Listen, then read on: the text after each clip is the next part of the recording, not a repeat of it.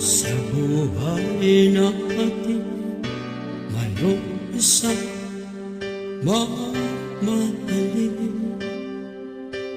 sasambahin. Sa buhay natin mayroong isang bukod tanging sa lahat, at iibigin ng tapat.